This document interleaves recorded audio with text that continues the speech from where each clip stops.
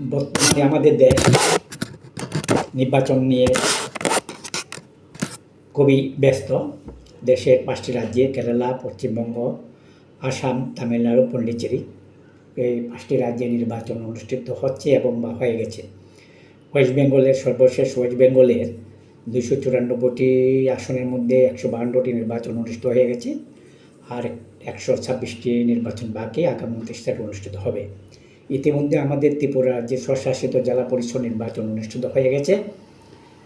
এই নির্বাচনের যে প্রেক্ষাপট, সেই প্রেক্ষাপটে আমরা অনেক রাজনৈতিক গিমিক আমরা লক্ষ্য করেছি।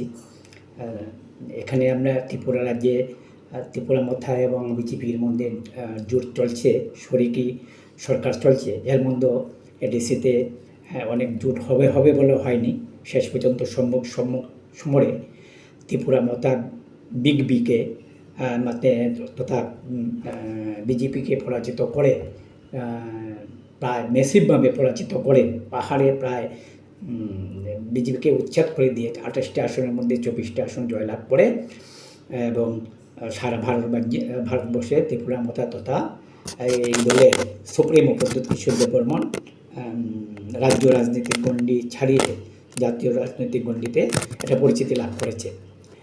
ইতিমধ্যে আমরা লক্ষ্য করতে পারছি মহারাজা প্রদ্যুৎ কিশোর মাণিক্য বাহাদুর রাজনৈতিক দিক থেকে বর্তমানে অনেক ম্যাচিউর হয়ে গেছেই বলা যায়। আমরা তার বিভিন্ন পদক্ষেপ থেকে আমরা এটাই আমরা ধরে নিতে পারছি এবং নির্বাচনের পরে এরা অনস্বীকার্য অন্যান্য জেলা পরিষদ নির্বাচনের পরে যে সন্ত্রাস বা নির্বাচন যে সন্ত্রাস পরিলক্ষিত হয় সেটা তেমনভাবে পরিলক্ষিত হয়নি, যদিও রাজ্যের বিভিন্ন কয়েকটি কেন্দ্রে কিছু কিছু বিক্ষিপ্ত ঘটনা ঘটেছে, তবে সেটা ব্যাপক নয়। সেটার থেকে অবশ্যই ত্রিপুরা মথা দল তার মঞ্চে আনার পরিচয় দিয়েছে, শান্তি শৃঙ্খলা বজায় রাখার ক্ষেত্রে গুরুত্বপূর্ণ ভূমিকা পালন করেছে। কিন্তু এবার এডিসি নির্বাচনে থেকে আগামী ত্রিপুরা রাজ্যের রাজনীতি কোন দিকে অগ্রসর হচ্ছে তার কেন্দ্রিত হওয়া যাচ্ছে এবং মহারাজা প্রদ্যুৎ কিশোর মাণিক্য বাহাদুরের বক্তব্যকে স্পষ্ট পরিলক্ষিত হচ্ছে। উনি বলছেন থাংসা বা বলতে শুধুমাত্র যারা জনজাতি তারা না, সমতল মিলিয়ে সমতলের যারা বাসিন্দা তারাও তার মধ্যে পড়ে এবং এই বক্তব্য থেকে বোঝা যায় ওনার লক্ষ্য এবার মাত্র শুধুমাত্র পাহাড়ের দিকে নয়, সমতলের দিকেও অগ্রসর হচ্ছে। এবং ইতিমধ্যে পত্রপত্রিকায় যে নিউজগুলো পরিলক্ষিত হচ্ছে তাতে দেখা যাচ্ছে যে আসন্ন পৌর এবং নগর পরিষদ নির্বাচনও ত্রিপুরা মথা দল প্রতিদ্বন্দ্বিতা করবে, এরও একটি আভাস পাওয়া গেছে। এবং শুধুই তাই নয়, এবার যে জেলা পরিষদ নির্বাচনের যে বোর্ড গঠন হতে যাচ্ছে সেটা মহারাজা প্রদ্যুৎ কিশোর মাণিক্য বাহাদুরের কাছে একটি প্রায় রাজনৈতিক দূরদৃষ্টির পরিচয় তিনি দেবেন বলেই ধারণা করা হচ্ছে। কেননা এতদিন ধরে যে বিজেপি সহ বিভিন্ন দল, বিশেষত বিজেপি ত্রিপুরা মথা দলকে চাকমা বিরোধী দল, উপজাতি দল বলে আখ্যায়িত করতেন, সেটাও অনেকটা এবার তিনি কাটিয়ে উঠতে পেরেছেন বলে ধারণা করা হচ্ছে। কেন মনু সোলেংটা এডিসির যে 28টি নির্বাচনী কেন্দ্র আছে এর মধ্যে 3টি কেন্দ্র সাধারণ আসন, একটা হলো কাঞ্চনপুর, একটা হলো মাসমারা, একটা হলো মনু সোলেংটা। একটা উল্লেখযোগ্য যে এবার মনু সোলেংটা কেন্দ্রে সাধারণ আসনে ত্রিপুরা মথা প্রার্থী হলুর চাকমা বিজেপির প্রার্থী শোকেশ মিত্র বড়ুয়াকে তীব্র লড়াইয়ের ফলে 462 ভোটের ব্যবধানে পরাজিত করেছেন।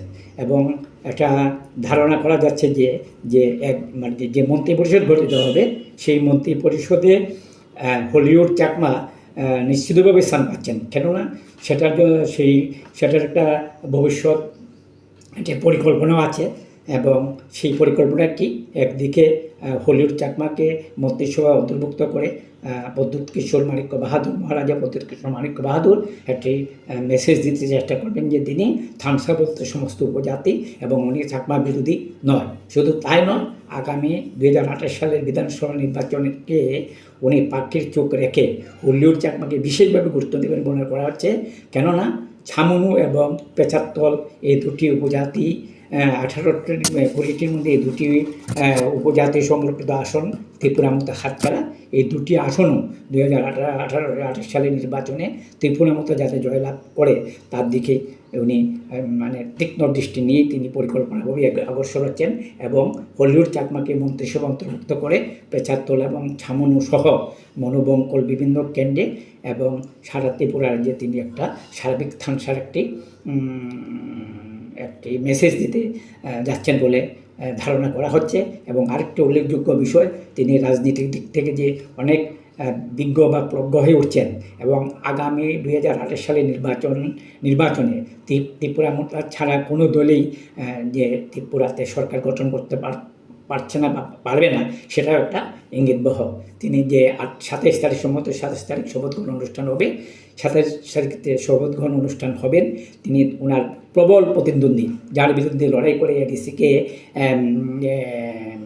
জয়ী হয়েছে এডিসিতে, সেই মুখ্যমন্ত্রী ডক্টর মানিক সাহাকে নিমন্ত্রণ করেছেন। সেটা তার রাজনৈতিক সৌজন্যতা এবং রাজনৈতিক সৌজন্যতা তো বটেই, এবং উনি একটি সার্বিক লিডার, টোটাল লিডার হিসাবে নিজেকে পরিচয় দেওয়ার জন্য এগিয়ে যাচ্ছেন। সেটা একটা ত্রিপুরা রাজ্যের রাজনীতিতে একটা সুস্থ লক্ষণ। নমস্কার।